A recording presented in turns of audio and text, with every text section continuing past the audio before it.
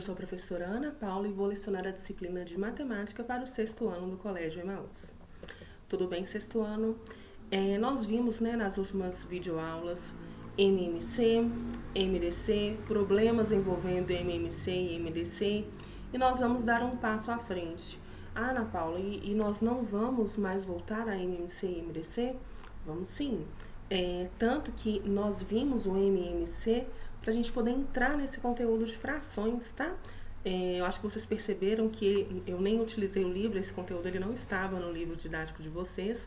Vocês já viram esse conteúdo ano passado, não envolvendo problemas, mas eu introduzi antes desse capítulo de frações pela importância que ele tem, tá bom?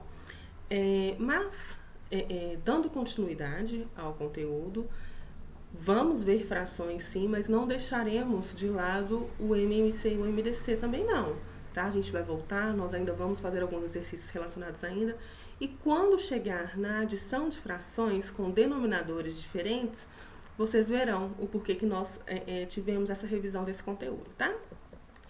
Então vamos lá, gente. Olha só, o quão é importante esse conteúdo de frações, sabe? Muitas pessoas têm dúvidas em frações, muitas pessoas se formam com dúvidas em frações, muitas pessoas trabalham até na área relacionada a coisas relacionadas à educação com dúvida em frações, tá, gente? Então, é a sua importância, assim, é uma importância única, então preste atenção. É uma revisão que eu vou fazer nesse início, tá? Mas está no princípio do capítulo de vocês também, então prestem atenção, aproveitem, porque gostando de uma coisa fica mais fácil a gente aprender. Fração, gente, é uma razão, ou seja, uma divisão entre dois números. O número de cima é chamado de numerador e o número de baixo de denominador. Olha aqui, fração nada mais é do que uma divisão, tá? Em termos iguais, ok? Onde existe o numerador e o denominador. O denominador me fala em quantas partes eu vou dividir o meu inteiro e o meu numerador me mostra qual a parte tomada desse inteiro. Por exemplo, aqui, ó, 2/8. Eu dividi em 8 partes e eu tomei 2, tá vendo que tá mais coloridinho 2 partes? 1/4 eu dividi em 4 partes e tomei 1. 4/16. Eu dividi em 16 partes e tomei 4, ok? Então vamos lá. Acabei de falar com vocês, o número de cima ele é chamado de numerador e o de baixo é chamado de denominador. Lembrando que esse denominador aqui, ele nunca pode ser igual a 0, tá, gente? Porque numa divisão a gente não divide por 0, ok? Isso aqui tem que prestar bastante atenção, então. O número de cima, numerador. O número de baixo, denominador. Então aqui, ó, nessas frações, os números de cima sempre os numeradores e os de baixo sempre os denominadores, ok? Então aqui, só para representar para vocês, 5/8, isso quer dizer o quê? Que o inteiro foi dividido em 8 e tomamos 5 partes, tá? Uso das frações no dia a dia. Muita gente fala, Ana Paula, mas para que eu aprendo fração? Para que eu vou utilizar fração? Para que eu aprendo isso? Eu nunca vou mexer com isso na minha vida. Vai! Gente, a fração ela está presente em muitas coisas, em mais do que a gente imagina. Quando preparo um suco, estou utilizando fração. Por exemplo, uma parte do suco para 9 de água. Não acontece isso? Significa que o suco concentrado representa 1/10 do que eu tenho dentro de um copo. Outro exemplo, trabalho com fração quando divido um chocolate com meus irmãos. Cada pedacinho desse tablete aqui representa 1/3. Quando trabalhamos com moedas, estamos mexendo com frações, por exemplo. Com 2 moedas de 50 centavos, consigo formar R$1. Então, 50 centavos é metade do real. Com 10 moedas de 10 centavos, eu formo R$1. Então, 10 centavos é 1/10 do real. Outra forma que nós utilizamos, uma coisa boa, quando nós vamos comer pizza. Gente, a pizza é dividida em partes iguais e cada pedaço dessa pizza representa uma fração desse inteiro. Ou pedimos uma pizza meio mussarela, meio calabresa. Aqui, a mussarela vem escrito de forma diferente. Mas a gente pode, em relação a também o que eu estou comendo um pedaço de uma pizza que foi dividida em 8. Então, eu estou comendo 1/8 dessa pizza. Outra coisa, as notas musicais, elas são formadas por frações que dessa forma produzem sons diferentes, tá, gente? A música, o que existe de matemática na música não é brincadeira, gente. Para a composição dessa música, as frações são essenciais, tá? Receita de bolo: 2 copos e meio de farinha, 2 copos e meio de açúcar, 1 copo de leite, 4 ovos. Então, assim, tudo para você fazer na receita do bolo está presente a fração. Na hora que nós vamos dividir o bolo com os amigos também, com a professora também, tá, gente? Na hora que vai dividir o bolo, existe a fração também. Então, olha aqui, ó, até uma ilustração. Olha só, esse bolo aqui, ele foi dividido em 1, 2, 3, 4, 5, 6 partes. Esse menino aqui pegou uma, então ele pegou 1/6 do bolo. Olha aqui, gente, 1 inteiro, uma maçã, metade da maçã, a maçã dividida em 3, a maçã dividida em 4. Quando a maçã foi dividida em 4 aqui, cada parte simbolizou 1/4. Quando ela foi dividida em 3, cada parte simbolizou 1/3. Quando ela foi dividida em 2, cada parte simbolizou 1/2. E ela tá inteira aqui, a gente fala 1 inteiro, ok? Leitura e classificação das frações. Eu vou mostrar para vocês aqui todas, mas eu vou mostrar também, vou dar âmbito naquilo que nós mais utilizamos, tá? Leitura das frações. Em uma fração, a gente lê primeiro o numerador e depois o denominador. Frações com numeradores iguais a 1 e denominadores de 2 a 9. Olha só, gente. Toda vez que o denominador é 2, a gente fala meio, tá? Então, aqui a gente pode falar 1/2 ou simplesmente meio. Quando o denominador é 3, a gente fala terço. Quando o denominador é 4, a gente fala quarto. Quando ele é 5, a gente fala quinto. Quando ele é 6, a gente fala sexto. Quando ele é 7, sétimo. 8, oitavo e 9, nono. Então, a gente lê o numerador normalmente e fala o denominador dessa forma. E aqui, por exemplo, olha, 2/3, 3/4, 4/5, 5/6.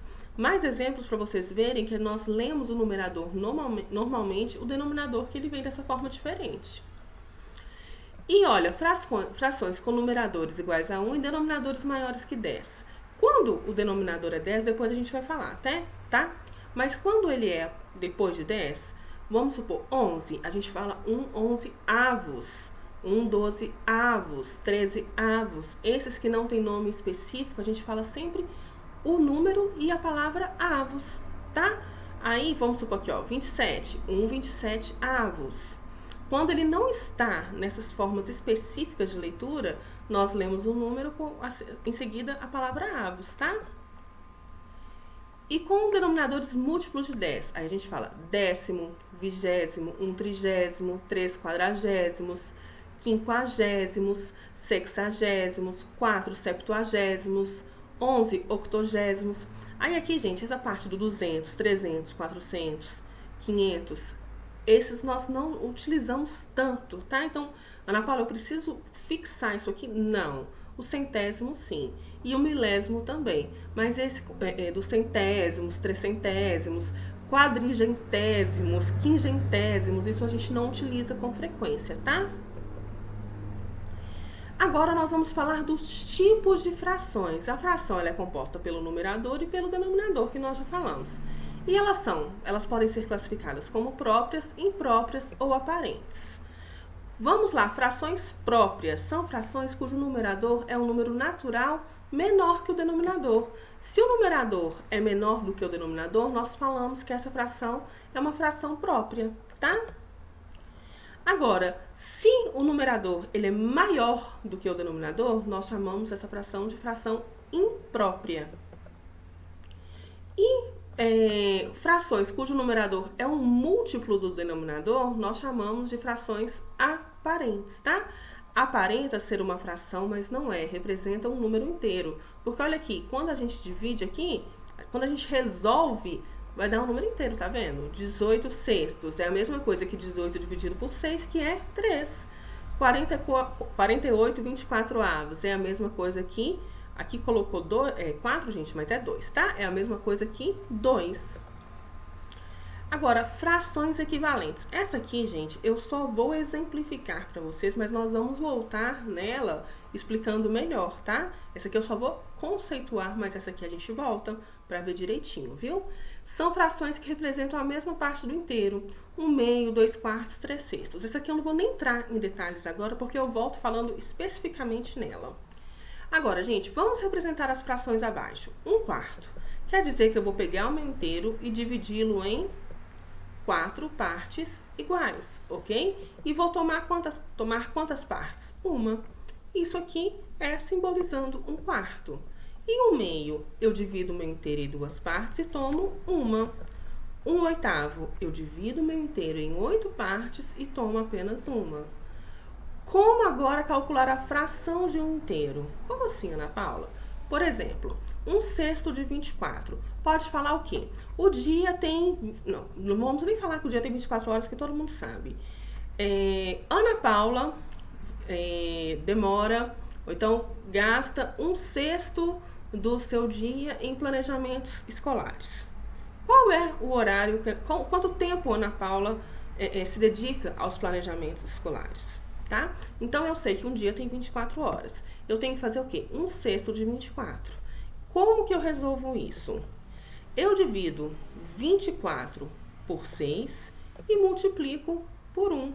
24 dividido por 6, 4. 4 vezes 1, 4. Então, quanto tempo Ana Paula se dedica aos planejamentos escolares? 4 horas diárias. Tá? E se fosse assim, olha, 1/8 de 24, da mesma forma, você vai fazer 24 dividido por 8 vezes 1. Se fosse 2/3 de 9, 9 dividido por 3 vezes 2. Você sempre divide o inteiro pelo denominador e multiplica pelo numerador. Tá entendido? Não é difícil, gente, não é complicado. Você precisa começar essa parte de fração com muita cautela. Ana Paula, a gente já viu fração no terceiro, no quarto, no quinto ano, sim, mas agora no sexto ela vem mais aprofundada. Então começa com cautela, lembre-se de todas essas regras que eu já passei para vocês e que eu estou passando agora novamente, para que você não tenha nenhum tipo de problema. E porque muitas vezes vocês vão ver que problemas vêm confundindo a gente. Às vezes fala assim, olha, quanto é 1/6 de 24? Mas às vezes fala que 1/6 corresponde a 24. Nós vamos ver também com mais calma, tá, gente? Não precisem se preocupar. Eu estou só dando uma introdução no conteúdo e mostrando as situações que vocês podem encontrar daqui pra frente. Eu vou deixar para vocês alguns exercícios das páginas 124, 125 e 126. Numa dessas páginas realmente começa esse tipo de exercício aqui, tá? Então, vocês prestem atenção. O que você tiver dúvida, não precisa se preocupar. Coloca lá um asterisco que eu volto na próxima videoaula explicando. O que eu não posso deixar de frisar com vocês é que vocês precisam fazer a leitura, sabe? Das páginas antes também. Ah, Ana Paula, mas você não explicou o conteúdo? Eu expliquei, gente, mas a leitura relacionada à matemática, nessa parte que tem alguns conteúdos teóricos, ela é de extrema importância, sabe? A matemática, ela não é apenas números. Ela é composta por muitos números? Sim, ela é composta por muitos números, mas ela não é só isso.